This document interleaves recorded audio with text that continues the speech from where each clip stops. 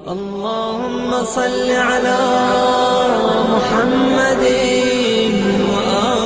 کی جو عید الفطر ہے یہ دو لفظوں سے مرکب ہے. عید اصل میں عود سے نکلا ہے، عین واو دال، یعنی پلٹنا. وہ سال جو پلٹ پلٹ کر واپس آتے ہیں، یعنی ان کے پلٹ کے واپس آنے کی جو فرحت ہے اور جو برکت ہے اور جو سعادت مند گھڑیاں ہیں، ان کا ہر سال پلٹ پلٹ کر لوٹ لوٹ کے ان خوشیوں کا واپس آنا، اس کو عید سعید کہا جاتا ہے.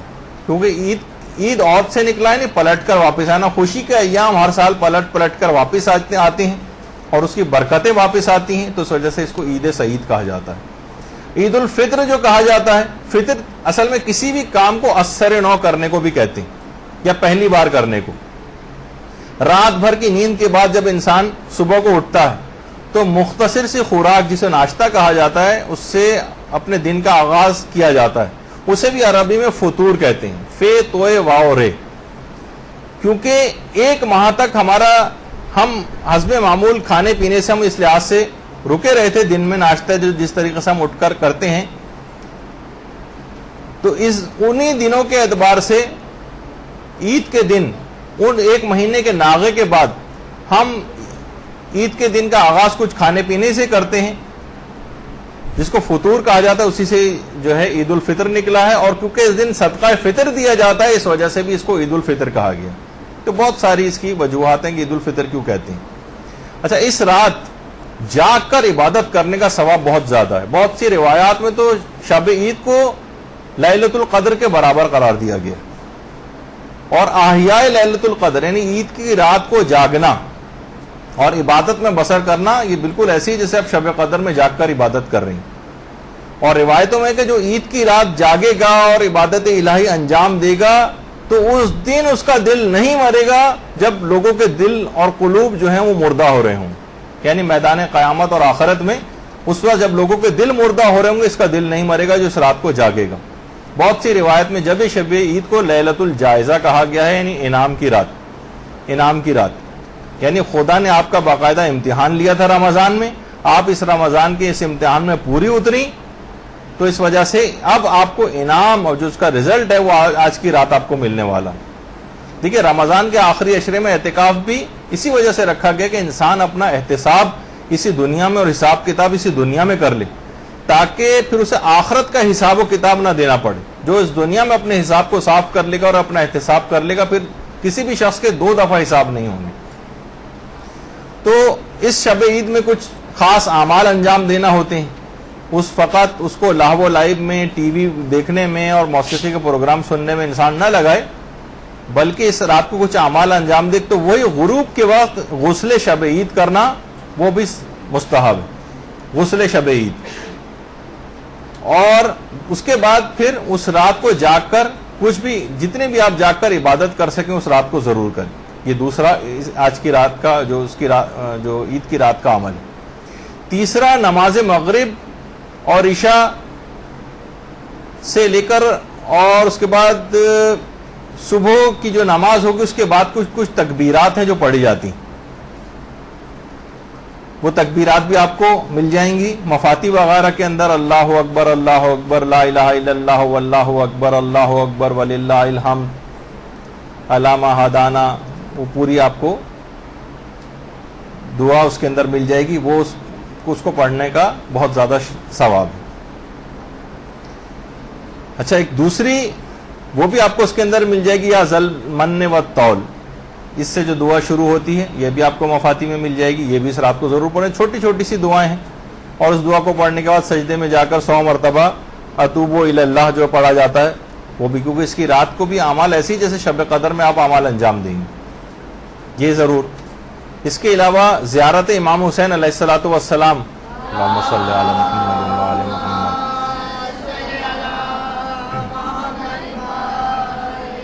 یہ شب عید کا خاص طور پر موقع ہے پڑھنے کا. اور اس میں مخصوص زیارت امام حسین جو عید الفطر کے دن پڑھی جاتی ہے، وہی شب عید پڑھی جائے گی. اس کو ضرور دماغ میں رکھیے گا مفاتی میں. اور شب عید 10 مرتبہ یا دائم الفضل علی البریہ، جو کہ شب جمعہ کے اعمال میں سے بھی ایک دعا کہلاتی ہے، وہ بھی اس رات کو ضرور پڑھیے گا. 10 بار یا دائم الفضل البریہ والی. اس کے علاوہ ایک نماز ہے جو کہ پڑھی جائے گی، 10 رکعت کی نماز ہے جو کہ شب عید پڑھی جاتی ہے، جس کا تذکرہ مفاتی کے اندر ہے. اس 10 رکعت کی نماز کا طریقہ وہ آپ دیکھ لیجئے گا، لیکن وہ بھی اس رات کو ضرور یاد رکھیں.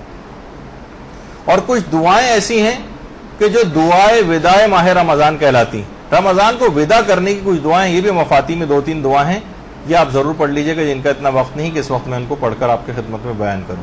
اور بہت سی روایات میں شب آخر جو فجر سے جب نزدیک ہو جائے گی، عید کے روز سے جب گزر کر فجر کے قریب، اس وقت ایک غسل کرنا بھی بہت سی روایات میں اس کو بھی باعث ثواب بتایا گیا ہے. کوئی کرنا چاہے تو وہ بھی کر سکتا ہے. یہاں تک کہ روز عید آ جائے گا. اور واقعی اگر آپ دیکھیں تو رمضان ایک تیاری اور احتساب کا مہینہ تھا. عید ایک نئے عزم سے ایک نئی زندگی کی شروعات ہو رہی ہے. روزے میں انسان خود کو سمیٹتا تھا، حتیٰ کہ اپنی فطری جو اس کی ضرورتیں اس سے بھی انسان کٹ جاتا ہے. یعنی گویا ایک لحاظ سے رمضان تیاری کا ایک وقفہ تھا. مقصد یہ تھا کہ باہر دیکھنے کے بجائے اپنے اندر دیکھو، اپنے نفس کے اوپر دھیان دو. رمضان میں وہ اوصاف اپنے اندر پیدا کر لو کہ جو زندگی کی جد و جہد کے لیے ضروری ہوتے ہیں.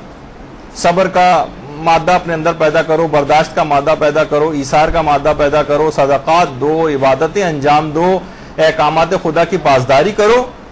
اور عید کے دن ان خصوصیات کو پیدا کر کے ایک نئی زندگی کا آغاز کرو، ایک نئی زندگی کا آغاز کرو. دیکھیے روزہ جو ہے انفرادی طور پر، انفرادی سطح پر زندگی کا ایک تجربہ تھا، جبکہ عید جو ہے وہ اجتماعی طور پر زندگی گزارنے کا ایک تجربہ. رمضان میں جس نور خدا سے آپ نے منور کیا تھا، عید کا دن اس نور کو ساری دنیا میں اپنے عمل سے ظاہر کر کے پھیلانے کا نام. عید مومنین کے لیے خوشی کا دن، لیکن یہی دن شیطان کے لیے غم کا دن بن جاتا ہے. علماء بیان فرماتے ہیں کہ عید کے دن شیطان چلاتا ہے. جب وہ چلاتا ہے تو اس کے تمام چیلے اور شاگرد وہاں پر آ کر جمع ہو جاتے ہیں کہ کیا ہوا. وہ شیطان کہتا ہے کہ آج کے دن پروردگار نے مومنین کو بخش دیا ہے، اب تم جاؤ کم سے کم مومنین کو لہو و لعب میں ہی مشغول کر دو. جب یہ آپ دیکھتی ہیں کہ عید کے روز کتنا زیادہ لوگ لہو و لعب کا شکار ہو جاتے ہیں. جس طرح دیکھیے روزہ محض بھوک اور پیاس برداشت کرنے کا نام نہیں تھا، اسی طرح سے عید محض کھیل کود کا نام نہیں، کھیل تماشے کا نام عید نہیں. دونوں کے پیچھے ایک معنویت تھی. روزے کے پیچھے بھی ایک معنویت تھی اور عید کے پیچھے بھی ایک معنویت. روزے میں وقتی طور پر انسان عالم مادی سے کٹتا تھا، عید دوبارہ اسی عالم مادی میں ایک معنویت کے ساتھ واپسی. جب یہ امیر المومنین علیہ الصلوۃ والسلام فرماتے تھے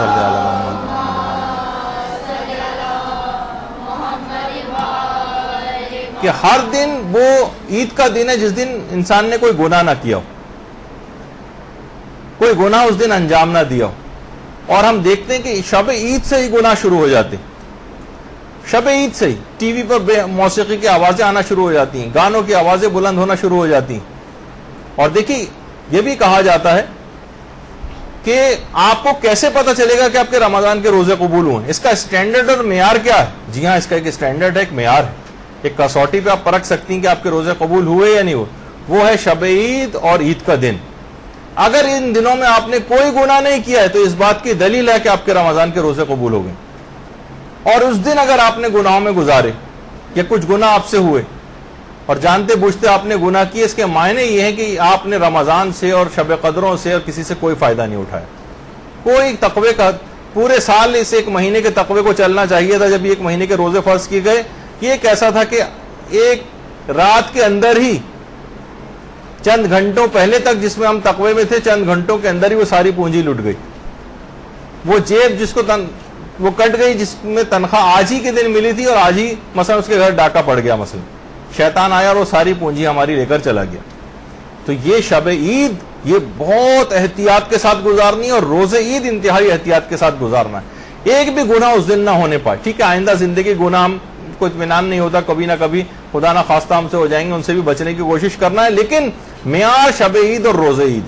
خواتین اسی رات سے مثلا اب تو ذرا اویئرنیس ہو گئی، ورنہ چوڑیاں پہننے کے لیے جاتی تھیں نامحرموں سے، اور اسی کے اندر ہی مثلا بے پردگی بھی ہو رہی ہے اور میک اپ کر کے بھی باہر نکل رہی ہیں. یہ روزے عید کا بھی یہ معیار رہے گا. بھڑکیلے کپڑے پہن کے باہر نکلنا پہننے کی آپ کو اجازت ہے، لیکن پردے کی تمام باتوں کا خیال کرنا پڑے گا. لیکن نامحرموں کے سامنے اگر آپ اس انداز سے آئیں، نامحرموں کے سامنے اس انداز سے آئیں، یعنی پردے کی مخالفت کر کے اور گناہوں میں اس دن کو گزارا، موسیقی کو سنتے ہوئے، فحش ڈراموں کو دیکھتے ہوئے اور حرام فلمیں دیکھتے ہوئے، تو اس کے معنی یہ ہیں کہ آپ کو کوئی فائدہ نہیں ہوا، رمضان کے روزے قبول نہیں ہوئے. تو بہرحال اب عید کا روز جب آئے گا تو عید کے روز کچھ اعمال روز عید ہیں. ابھی تک آپ نے شب عید کے اعمال سنے تھے، اب جلدی جلدی روز عید کے اعمال بھی سن لیں. ایک تو سب سے پہلی بات تو یہی کہ آپ کو فطرہ دینا ہے. اگر آپ نے رات کو فطرہ نہیں دیا تو نماز عید سے پہلے فطرہ دے دیں. عید کی نماز اسے نہیں پڑھنی، وہ ظہر سے پہلے دے دیں. غسل عید کرنا ہے اور اس کے بعد نماز عید، اور عورتیں بھی نماز عید پڑھ سکتی ہیں اگر کسی جگہ پر انتظام ہو یہاں پر. اور عید کے دن ایک خاص قسم کی قنوت کے ایک دعا بھی پڑھی جاتی ہے، جس کو آج بیان کرنے کا اس کے موقع نہیں ہے. اس کے بعد زیارت امام حسین علیہ السلام، وہ بھی عید کے دن کی جو مخصوص ہے وہ بھی ضرور پڑھیں. اللہم صلی علی محمد وعلی محمد. اور اس کے علاوہ زیارت امام حسین کے بعد دعائے ندبہ عید کے دن پڑھی جاتی ہے. اور مومنین اور قبور مومنین کی زیارت کے لیے جانا، یہ بھی عید کے آداب میں سے ہے. دیدار علماء کے لیے جانا، یہ عید کے آداب میں سے. غریبوں کی مدد کرنا، یہ بھی عید کے آداب میں سے. کوئی حرام کام اس دن ہونا نہیں چاہیے.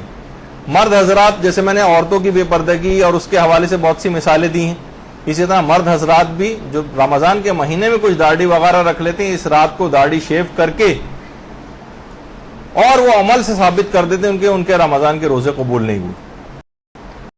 تو بہرحال اس دن امام کو مزید ناراض اور غمگین نہ کریں. بہار الانوار کی جو اردو والی بہار ہے اس کی بھی 6 جلد میں ہے، 4 امام کے باقاعدہ اشعار ہیں. اللہم صلی علی محمد وعلی محمد، کہ تمام مخلوق میں ہمارا امتحان سب سے زیادہ سخت ہے. جو ہمارا اول ہے اور جو ہمارا آخر ہے وہ بھی دور ابتلا میں رہا ہے، مصیبتوں میں. مخلوق تو اپنی عید میں خوش و خرم ہے، لیکن ہماری عیدیں ہمارا ماتم ہے. اور لوگ خوشی اور چین کے ساتھ، بہت خوشی اور چین کے ساتھ زندگیاں گزار رہے ہیں، اور ہمارے خوفزدہ افراد کو زندگی پر سکون میسر نہیں آ سکا. مناقب میں جو مناقب ابن شہر عاشوب ہے، اس کی 3 جلد میں بھی 4 امام کے یہ اشعار لکھے ہوئے ہیں. اور علامہ ذیشان نظر جوادی نے بھی باقاعدہ ایک روایت لکھی ہے اپنی کتاب کے اندر، کہ شام کے رستے میں باقاعدہ ایک روایت میں کہ ہاتف غیبی کی ایک آواز سنائی دی تھی کہ اس قوم نے فرزند رسول کے قتل کو عید اور خوشی کا دن بنا لیا، خدا اسے کبھی حقیقی عید الفطر اور عید الاضحیٰ کی خوشیاں نصیب نہ کرے. یہی وجہ ہے کہ لوگوں کا ایک آبزرویشن بھی ہے کہ شب عید تک پھر بھی خوشی رہتی. عید کا دن انتہائی اداس اور بور سا دن، جسے لوگ بوریت کہتے ہیں، وہ اداسی کا دن ہوتا. ایک فیلنگ ہوتی ہے اس کی کہ جو پہلے ہمیں خوشی تھی، آج عید کے دن ہمیں خوشی حاصل نہیں ہو رہی. تو عید کے دن اس طرح سے نہیں ہے، وہ خوشیاں نہیں جو اس کی برکت اٹھ گئی. حقیقی خوشی سے انسان جو ہے اس دن محروم ہو گیا. ظاہری خوشی ہوتی ہے، وہ بھی اس بات کی علامت ہوتی ہے کہ ہم ایک سعادت ابدی کی طرف جو ہے سفر کر رہے ہیں، اور اس کی طرف یعنی قیامت کی طرف آگے بڑھتے جا رہے ہیں.